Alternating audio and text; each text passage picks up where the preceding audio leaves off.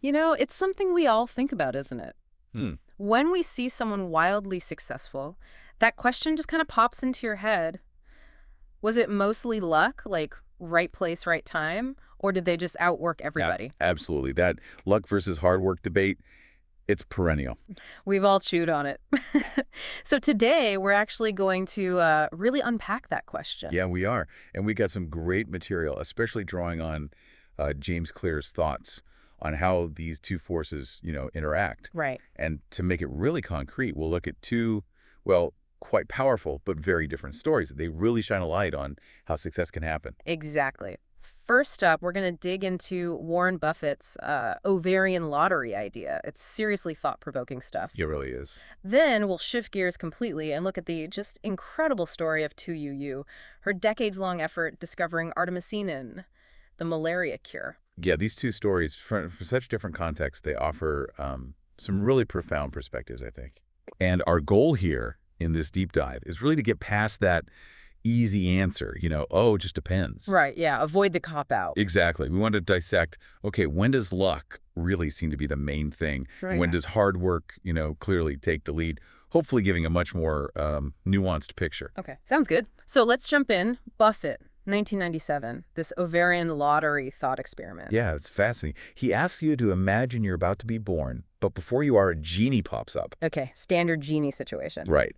And this genie says you get to design the society you're entering, like all the rules, economic, social, legal, everything. And these rules, they stick for your whole life, your kids' lives. Whoa, okay. That's some serious power. Huge power. But then comes the twist. The genie says, okay, you designed it, but you don't get to choose who you'll be. Ah. You have no idea. Rich, poor, man, woman, healthy, Yeah. disabled, born in, say, the U.S. or Afghanistan. That was his example. You just know you're getting a random ticket from the Ovarian Lottery that determines your starting point. Okay, so you have to design the rules before you know where you'll land. That completely changes how you design it. Exactly. You'd want a system that's fair, that offers opportunity, that has safety nets, because you might be the one needing them. Right. And Buffett's point with this whole thing, this ovarian lottery name, Yeah, it's pretty blunt. his point is that where and to whom you're born, those initial circumstances, that's the most important factor. Way more than, how hard you study later or how much effort you put in. That initial draw sets the stage. That's his argument. It shapes your opportunities profoundly from day one. It really makes you think. And he wasn't just being theoretical, was he? He mentioned it in relation to himself. No, not at all. In his 2014 Berkshire Hathaway shareholder letter, he was very open about it. He talked about his own success and called it, I think the phrase was, dumb luck being born in the United States. Dumb luck. From Warren Buffett. Yep. He acknowledged the staggering advantages that just being born here gave him and Charlie Munger. It's pretty remarkable hearing someone like him be so direct about the role of fortune in his own life. It really is. It kind of forces you to reconsider, doesn't it? Especially when you look at, the absolute peak of success, being #1 in the world. Right. At that level, the argument for luck being a massive factor gets even stronger. It often seems like it comes down to these, well, unpredictable combinations. The right genes for that one thing, or a chance meeting, or just perfect timing with an industry taking off. Things you just can't plan for. Exactly. And Nassim Taleb, the Black Swan guy, Sure. he has this quote that fits perfectly. He said something like, mild success can be explainable by skills and labor. Wild success is attributable to variance. Variance, meaning? Meaning those random factors, the unpredictable stuff. He's saying, yeah, you can work hard and become pretty good, achieve reasonable success. But that truly wild, off-the-chart success, that often needs that dose of randomness, that variance. That really resonates, that unpredictable element for the truly extreme outcome. Yeah, think about it. That variance covers so much timing, connections, even just, well, sheer luck. Okay, so that's a pretty compelling case for luck, especially at the absolute top end, the wild success level. Right. But then you mentioned this other story, Project 523, Tu Youyou. This sounds like a total counterpoint. It really is a fascinating contrast. So picture this, 1969, China, height of the Vietnam War. Tu Youyou, a scientist, gets assigned to lead this top-secret project, Project 523. Secret project. Why? Because the North Vietnamese soldiers were dying from malaria in huge numbers, sometimes more than from the actual fighting. They desperately needed an effective anti-malarial drug. It was a critical military objective. Wow, okay. High stakes. Immense stakes. And Hmm. Tu Youyou's approach was just incredibly thorough. She didn't start with modern chemistry necessarily. She dove into ancient Chinese medical texts. Ancient texts. Like how ancient? We're talking centuries old. James Clear mentions one specifically, the Handbook of Prescriptions for Emergencies, over 1,500 years old. 1,500 years. Incredible. So she and her team went through these ancient writings, looking for traditional remedies for fevers, which malaria causes. Then they went out, collected samples, over 600 different plants from all over China. 600 plants. That's a huge undertaking itself. Just the start. From those 600 plants, they created nearly 2,000 different potential remedies or extracts. 2,000. Yep. And then began the really painstaking part, testing. They methodically tested 380 of these extracts on lab mice infected with malaria, one by one. 380 tests. Just imagine the process. And imagine the failures. She herself said it was an incredibly laborious and tedious job, in particular when you face one failure after another. You need unbelievable resilience for that. No kidding. Just showing up day after day, facing mostly negative results. But they kept going, and eventually they got a hit. An extract from sweet wormwood, kinhao in Chinese. It showed some promise in the mice. Finally, a breakthrough. Sort of. It was inconsistent. Sometimes it worked, sometimes it didn't, which must have been incredibly frustrating after all that. Oh man, yeah. Close, but not quite there. Exactly. They'd been at it for 2 years by this point. But instead of just tweaking things, you did something crucial. She went back to the ancient texts. Back to the 1,500-year-old book. Yep. Reread everything, re-examined their methods. Was there something they missed? And she found it. A single sentence in that ancient handbook. It mentioned how to prepare the wormwood. Steep it in cold water, then wring it out, not boil it. Cold water, so the heat. The heat they were using in their extraction process, standard procedure, was actually destroying the active ingredient. Wow. The answer was right there in the ancient wisdom. Hidden in plain sight, basically. So she completely redesigned the extraction, used solvents with a much lower boiling point, essentially a cold extraction, and boom, 100% effective. Yeah. Consistently. In the animal models, an incredible moment, right? Not a sudden genius flash, but insight born from meticulous work, persistence, and respecting that ancient knowledge. That is absolutely amazing. But the story doesn't end there, does it? They needed human trials. Right. And here's another hurdle. Because the project was so secret, there were no clinical trial centers available in China. They couldn't just set up standard human testing. So, what did they do? You volunteered. She said, test it on me first. She volunteered to be the first human subject, knowing the risks. Her and 2 other members of her team, they actually infected themselves with malaria and took the first doses. That is astounding bravery, true dedication to the science and the mission. Unbelievable commitment. And thankfully it worked. It was safe. It was effective. Their self-experimentation proved it. Incredible. But even then, the world didn't find out immediately. No. Because of government restrictions back then, scientific findings weren't easily published internationally. Her work wasn't really presented to the global scientific community until 1978. Nearly a decade after she started. Yep, and it took even longer, until the year 2000, for the World Health Organization to formally recommend artemisinin-based therapies as the primary treatment for malaria. 2,000, wow. But the impact since then must be enormous. Transformative. Over 1 billion doses administered. Millions of lives saved, especially in places hardest hit by malaria. And she eventually got the recognition she deserved, the Nobel Prize, the Lasker Award. Amazing. First Chinese woman Nobel laureate in science. First female citizen of the PRC, yeah.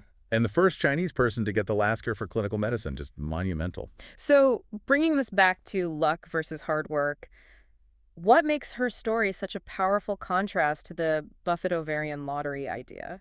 Well, think about her background. James Clear points this out. She didn't have a PhD, no postgraduate degree, she hadn't studied overseas. Huh. So not the typical path for a top scientist. Not at all. Apparently, she even got this nickname, kind of self-deprecatingly, the Professor of the Three No's. No postgrad degree, no study abroad, no academy membership. The Professor of the Three No's winning a Nobel Prize. That's something. Exactly. She didn't exactly win the Ovarian Lottery in terms of academic connections or, traditional markers of prestige within that system. Great. So what did she have? Unshakable commitment. An unbelievable work ethic. Just sheer persistence through failure after failure. Intellectual curiosity driving her for decades.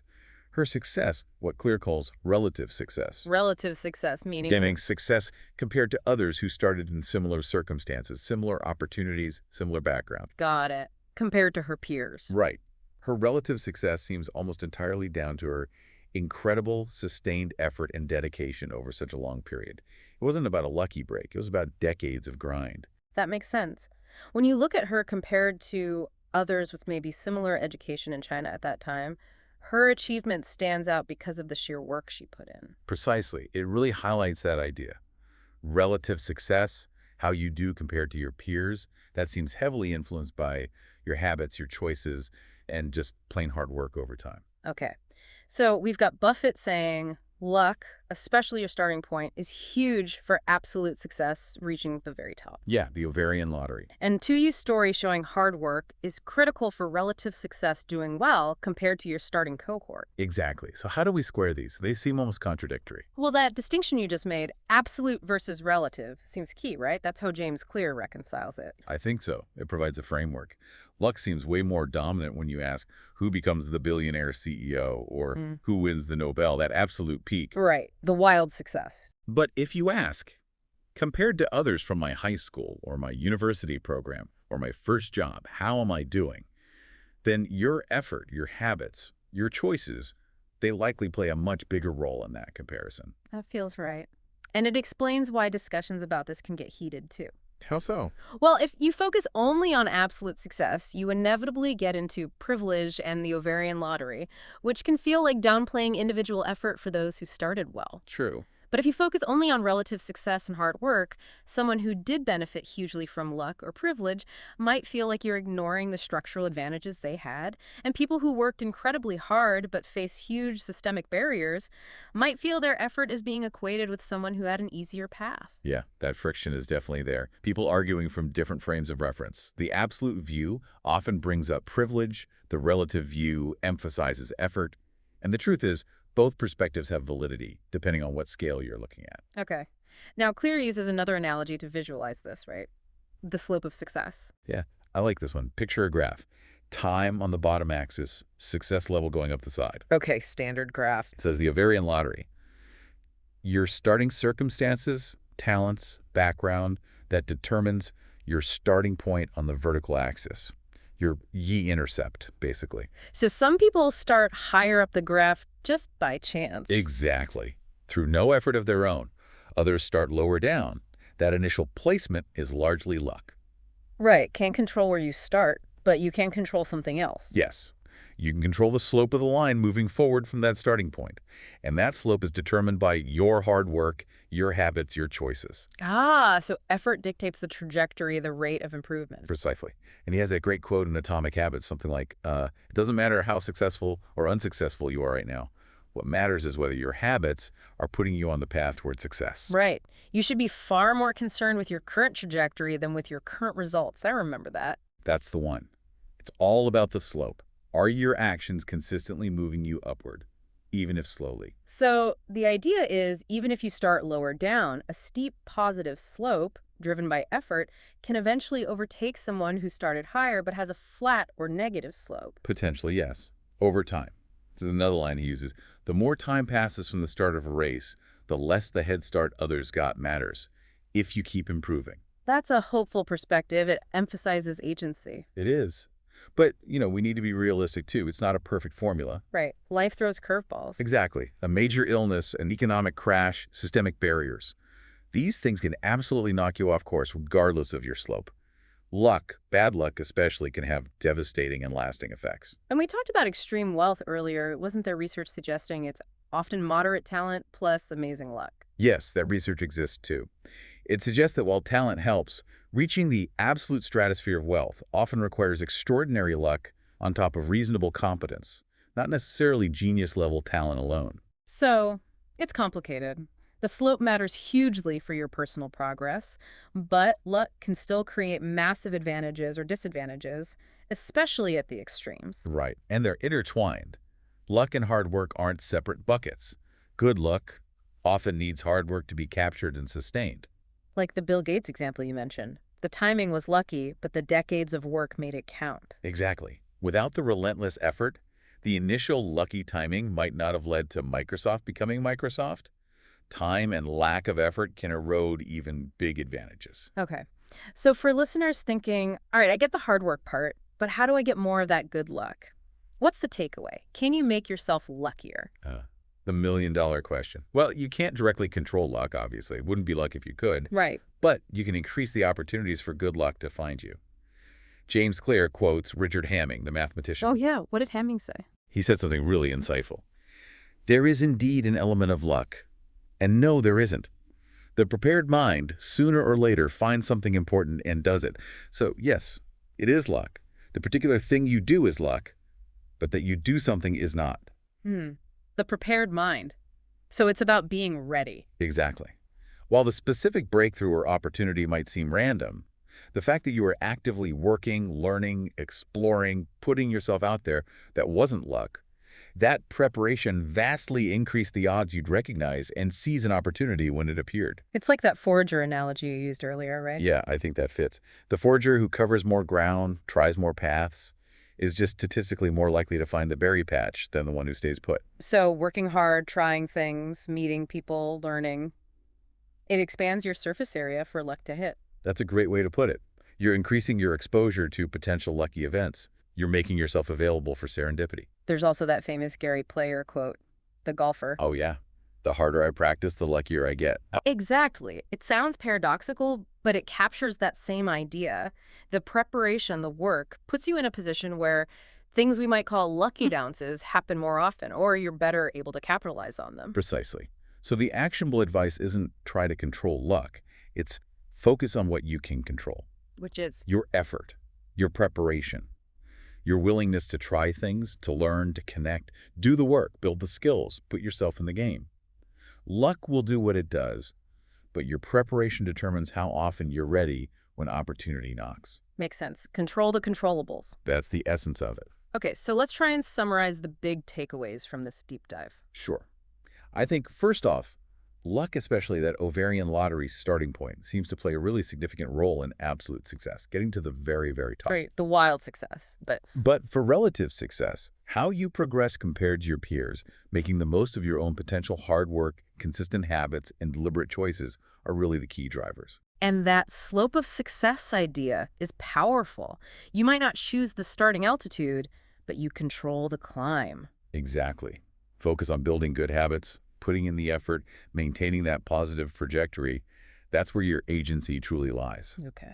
And as a final thought for everyone listening, maybe something to reflect on. Yeah, perhaps consider in your own life, where are you attributing outcomes mainly to luck or maybe solely to hard work? Are we maybe oversimplifying in one direction or the other? Could be. Would adopting a more nuanced view, acknowledging how both luck and effort weave together, be helpful? Does it change how you approach things? And maybe thinking about that surface area idea. Yeah. How can you actively, intentionally increase your own surface area for good fortune? What actions, what learning, what connections could you pursue to be better prepared for the opportunities that might arise? Definitely some good food for thought there. Acknowledging both, but focusing your energy on the part you can actually influence. That seems like a pretty solid strategy.